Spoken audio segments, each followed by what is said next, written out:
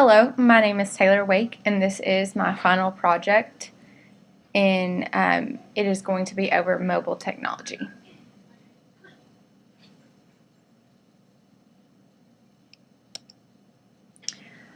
The first thing that's very important to understand is what is mobile technology.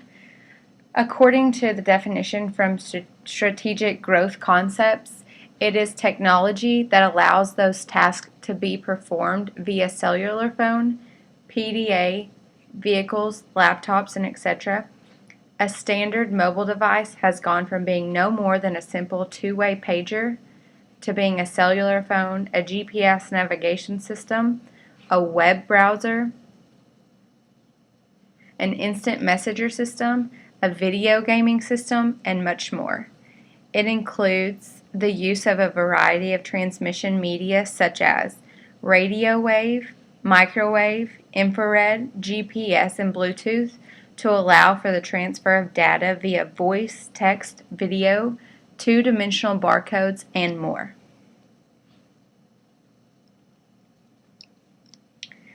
These are the top uses of mobile technology that I found from the Pew Research Center. It says that cell phones, the activities, 81% of cell phones are used to send or receive text messages, 60% can access the internet, 52% send or receive emails, 50% download apps, 49% get directions, recommendations, or other location-based information, 48% listen to music, 21% participate in a video call or a video chat, and 8% check in or share their location. These are a few facts for mobile devices that I found throughout my research. The first mobile device, handheld, was it weighed 2.4 pounds. The iPhone 6 now weighs 0.28 pounds. Over 9 trillion text messages were sent in 2013, and that number is increasing. And although that the Apple iPhone generally receives the most hype and publicity worldwide, approximately 88.3% of all mobile phones in use today are not iPhones, and I found that very, very surprising.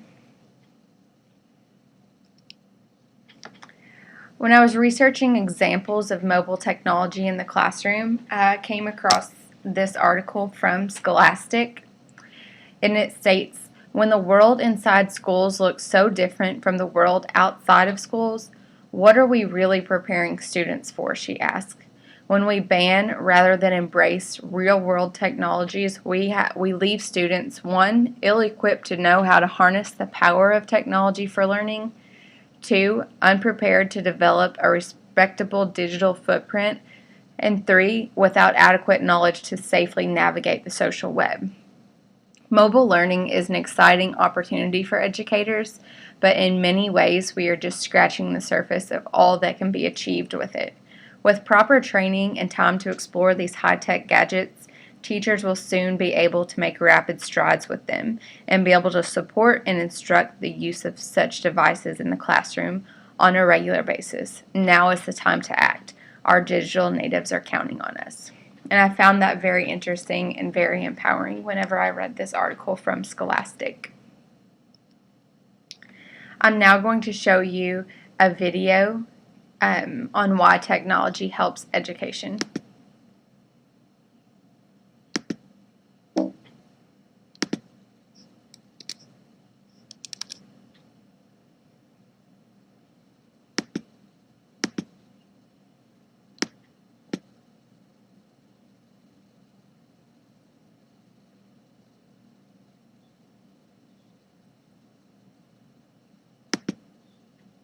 So when you're in the classroom, it's not just books and paper and boring whiteboards. What are some of the things that you are doing specifically to help your students learn in out-of-the-box ways? Well, we actually cater to about 60,000 plus kids in our school district, and we have I think any device you might think of, you might find it somewhere within our schools, from iPads in the classroom to Chromebooks to we have kids that are in our computer science classes coding for Google Glass. It really is about putting that learning in the hands of students, and not where they're just sitting and watching a board or just taking notes. It really is about making the learning more interactive for them through providing them access to those tools. Now, Dr. Eastwood, when we're talking about this, your friend's brought up an important point. She has over 60,000 students in her district. You have thousands of students as well. When we think about learning outside the box, it's easy to do with 5 or 10 or even 100 kids, but when we're talking about thousands upon thousands of children, it's difficult but not impossible, right? Oh, that's correct. I think that the issue, the way that it has to be looked at, is that the use of technology to assist in the education of students has to be systematic. It can't be implemented either at a specific level or as a project that we're going to try out.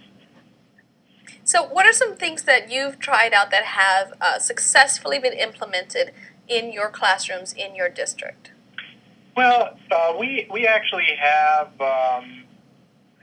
in our district Chromebook class sets for all the elementary and most of the middle, and then we've recently started the one-to-one initiatives for the secondary students where they have them and take them home. So the long and short of it is just about all of our students, K-12, are using some mobile device in their learning process throughout the day and in many cases after the school day. And one of the things many people might look at, okay, well, mobile device, isn't that kind of distracting? Isn't that a crutch? I mean, it offers an opportunity for what you call personalized learning. So that's true. It's interesting. One of the problems that we've seen, at least in our district, which is high needs, we have very high poverty and high minority students, a lot of non-English speakers.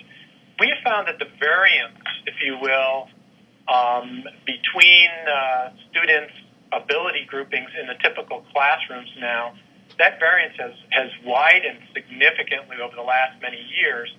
And teachers, even our best teachers, need strategies to begin to personalize that ability grouping inside their classrooms. And one of the ways that they can manage that of those wide ability groupings is by using technology throughout the day to help personalize instruction, where the students are using the technology after introduction to lessons to then go take deeper dives or to get reinforcement on certain concepts that they may not have gotten or need additional practice in.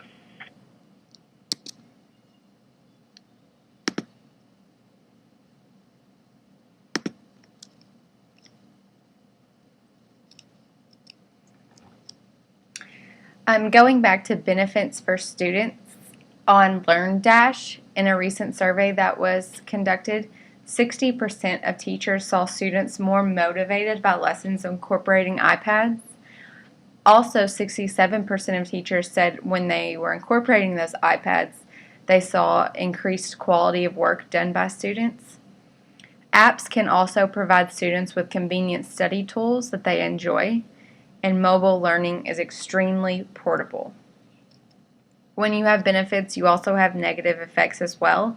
So a few negative effects for mobile technology: it can be difficult to avoid distractions at times.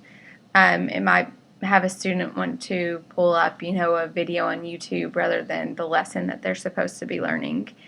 The content on some websites can be questionable and maybe not very reliable.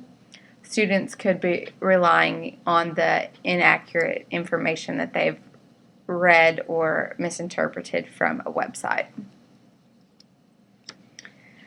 Desktop versus mobile. These are some pros and cons of the mobile devices and the desktops. Mobile devices are instant on. They're portable, longer battery life, built-in camera, video, microphones, touch-enabled to engage the content, a wealth of free and low-cost apps, and wireless capabilities. Some downfalls are the smaller screen size, they do have less storage, not as powerful for production and typing. Not all existing resources and websites work on mobile devices, and management and configuration issues. On the desktops, the positives include more storage and more processing power, larger screens, and full keyboards. Existing resources and websites can be used. They can be easier to manage file sharing and storage. And a couple downfalls: longer boot time. They're not portable. They do usually have built-in cameras. They do not usually have built-in cameras and microphones or video capabilities, and software is usually more expensive.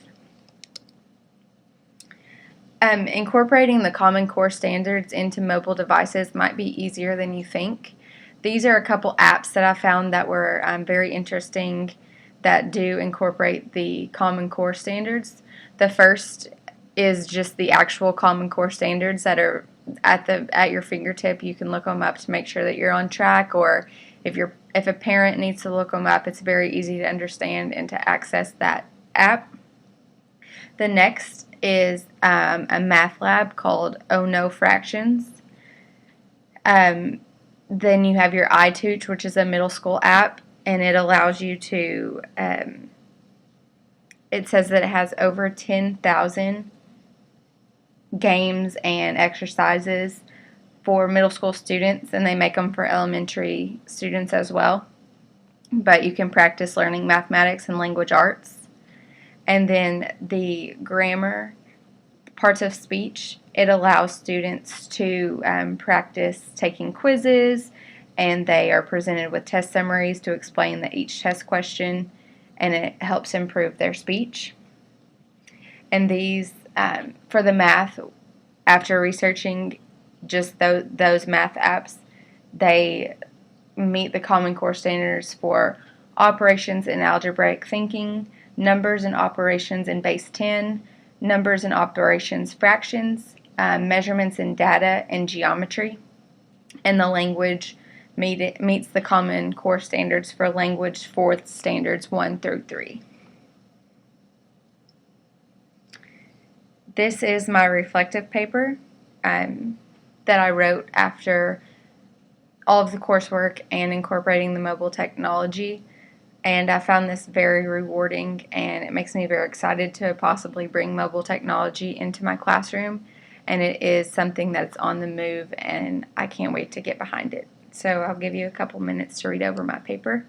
Thank you for listening to me, and I hope that you are now excited about mobile technology in your own classroom.